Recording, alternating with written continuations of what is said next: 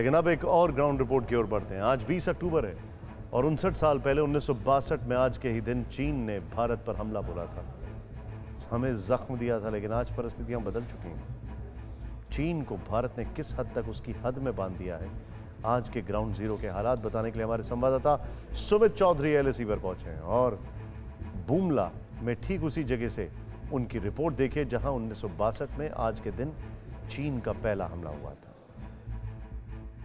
इस समय बुमला में हूँ। बुमला वो आखिरी लोकेशन है, आखिरी पोस्ट है जहाँ पर भारत की आखिरी पोस्ट है और 15,000 फीट की ऊंचाई पर मैं हूँ। मैं अपने, अगर आप मेरे पीछे देख रहे हो, वो जो आखिरी गेट आपको नजर आ रहा है, मैत्री गेट उसे कहा जाता है। उसके बाद चीन का इलाका शुरू हो जाता है और अगर उन पहाड़ियों, अगर आप मेरे फोन में देख पा रहे हो या फिर आप मैं दिखा पा रहा हूँ, तो आप समझ पाएंगे ये पहाड़ियाँ वो है चीन के पास। और इसकी खासियत ये है कि 1962 में इसी इलाके में जंग लड़ी गई थी।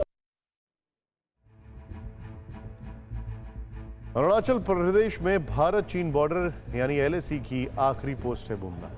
15,000 फीट की ऊंचाई पर मौजूद इस आखिरी पोस्ट पर टीवी9 की टीम पहुंची है और खास बात यह है कि हमारी टीम उसी दिन इस पोस्ट पर पहुंची जिस दिन यहां से चीन ने हम पर हमला बोला था। आज की तारीख में यहां पर भारत ने इतने हथियार तैनात कर रखे हैं जिन्हें देखकर चीन की सेना को हिमालय की -20 डिग्री की ठंड में भी पसीना आ जाता है। एयर डिफेंस गन यानी वो गन जो हमारे क्षमताओं यानी हमारे जो एयर की है वो सर्विलेंस करती है, उसको सुरक्षा भी करती है। दरअसल इसका सबसे बड़ा मकसद है कि ना सिर्फ ड्रोन्स बल्कि हेलीकॉप्टर जो बहुत ज़्यादा करीब आ जाते हैं उनको भी न्यूट्रलाइज करना, उनको मार गिराना। 10 किलोमीटर की रेंज इसकी लगभग है, लेकिन इसको कई एडवांसमेंट्स के साथ लगातार तैयार किया गया है। इसे पूरी तरीके से इंडिजीनियस है। सबसे खास बात यह है कि आर्मी एविएशन की जब बात करते हैं या फिर हम बात करते हैं कि सर्विलेंस की, तो उसके लिए ये भी ज़रूरी है कि सर्विलेंस के साथ डेटरेंस भी हो, यानी आपके पास ऐसी चीज़ें भी हो कि अगर एनिमी आपके इलाके में घुसने की कोशिश करे, खासतौर पे ड्रोन्स की मदद से, यूएवीज़ की मदद से, हेलीकॉप्टर्स की मदद से, तो उनको पहले ही मारा जा सके या फिर उनको न्यूट्रलाइज किया जा सके, उनको गिराया जा सके। और इसी के लिए ये एयर डिफेंस गन का इस्तेमाल भी किया जाता है। सबसे खास बात यह कि एलएसी के इन इलाकों में, फॉरवर्ड मोस्ट इलाकों में, इन गन्स को लगातार डिप्लॉय किया गया है और इनका मकसद है कि चीन की तरफ से जो लगातार यूएवीज़ भेजकर सर्विलेंस और मैपिंग कराने की कोशिश की जाती है, उससे उसको बचाया जा सके। अभी मोटे तौर पर ना सिर्फ ईस्टर्न लद्दाख में बल्कि अरुणाचल प्रदेश के एलएसी के इलाकों में भी इन डिप्लॉयमेंट्स को बढ़ाया गया है और सबसे ज़्यादा फोकस किया जा रहा है सर्विलेंस पर और अनमैन्ड लगातार मैपिंग पर या फिर सर्विलेंस के साथ साथ ये देखने के लिए कि कोई हमारे इलाकों में घुसपैठ ना कर सके। इसीलिए इन गन्स का इस्तेमाल भी बहुत तेज़ी से किया जा रहा है। भारत की तैयारी बताती है कि 1962 में चीन भले ही जख्म देखने में कामयाब हो गया, धोखे से पीठ में छुरा घोंपने में कामयाब हो गया, लेकिन अब हालात बदल चुके हैं और जब से चीन ने अड़ियल रवैया दिखाया है तब से तो हालात और तेजी से बदले हैं। अब ट्रिगर पॉइंट पर भारत की सड़कें चीन के सीने तक चढ़ चुकी हैं, जिनसे चीन बेहद चिढ़ता है। मैं इस समय एलएसी पर हूँ। एलएसी का वो इलाका जहाँ पर भारत और चीन के बीच में लगातार जो स्टैंड ऑफ या फिर इसको लेकर बातचीत होती है, या फिर वो इलाका जहाँ पर लंबे समय तक 1962 में भारत और चीन के बीच में जंग भी लड़ी गई, यानी बुमला का इलाका। मैं थोड़ा सा आपको एरिया दिखा दूँ।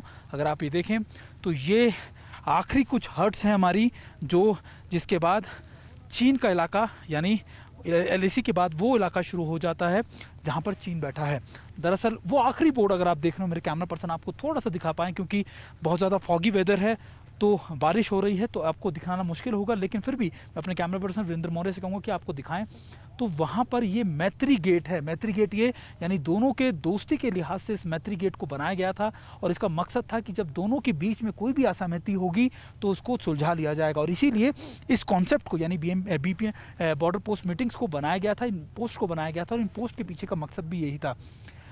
दरअसल 2020 में कोविड आने के बाद भारत और चीन के बीच में कोई बातचीत नहीं हुई। 2021 की बात करें तो 3 फ्लैग मीटिंग यहीं पर की गई।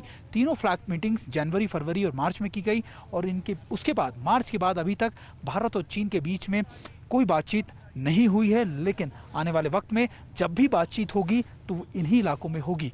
और इसके पीछे का पर्सपेक्टिव भी समझिए, दरअसल 15,000 फीट की ऊंचाई पर है और ये इलाका पूरा का पूरा वो इलाका है जो सर्विलेंस के ऊपर देखा जाता है। अगर आप ऊपर देख रहे हो, आप मेरे कैमरा पर्सन आपको वो हर्ट दिखाएंगे। दरअसल वो हर्ट जो है वो छोटी छोटी आप कह सकते हैं ऑब्जर्वेशन पोस्ट हैं चीन की, वो हर पहाड़ी पे चीन ने बना रखे और इसी तरीके के ऑब्जर्वेशन पोस्ट हमने भी बना रखी हैं। इनके पीछे का मकसद या इनके पीछे जो आप लॉजिक कह सकते हैं वो ये है कि हर गतिविधि पे नज़र रखना, ये देखना कि आखिरकार क्या कुछ मूवमेंट हो रही है, किस तरीके से। हालांकि चीन ने अपने इंफ्रास्ट्रक्चर को उस इलाकों में बहुत ज़्यादा डेवलप कर लिया है, लेकिन भारत ने भी बड़ी मुस्तैदी से, अगर आप देखें, अगर वो आपको सड़कें दिखाएं मेरे कैमरा पर्सन, तो बहुत मुस्तैदी से बहुत जल्दी इन सड़कों का निर्माण और इन लॉजिस्टिक्स या फिर ये कह सकते हैं कि आप इन्होंने छोटी छोटी जो इंफ्रास्ट्रक्चर बनाए हैं इनका निर्माण यहाँ पे कर लिया है। ये एक फैक्ट है कि हिमालय पर सेना को तैनात करना न सिर्फ खर्चीला होता है बल्कि मुश्किल भरा भी होता है। इसीलिए चीन भारत को आर्थिक चोट पहुंचाना चाहता है, लेकिन बीजिंग में बैठे शी जिनपिंग भी जानते हैं कि इससे उनके तथाकथित शक्तिशाली देश को भी चोट लग रही है। हमारी सेना हिमालय पर पसीना बहा रही है और ये देखकर जिनपिंग का खून जरूर चल रहा होगा। किल और बी किल्ड, यानी या तो आप खुद मरिए या दूसरे को मारिए। 15,000 फीट की ऊंचाई पर, खास तौर पर इस ठंड के अंदर जहां आप अपना हाथ निकालना भी नहीं चाहेंगे, लेकिन वहां पर हमारे जवान, हमारे सोल्जर्स, ये ड्रिल आपको जो दिखा रहे हैं, ये ड्रिल नहीं, ये इनकी हर दिन की दिनचर्या है। ये इसलिए भी इम्पोर्टेंट है क्योंकि जब 24 घंटे में लगातार इस ठंड के अंदर इनको इस तरीके की एक्सरसाइज इसलिए करनी पड़ती है ताकि ना सिर्फ ये फिजिकली फिट रहे बल्कि ये खास तौर पर मेंटली भी फिट रहे। मैं चारों तरफ अपने कैमरामैन को कहूँगा आपको घुमाएं और दिखाएं कि आखिरकार किस तरीके की ड्रिल चल रही है।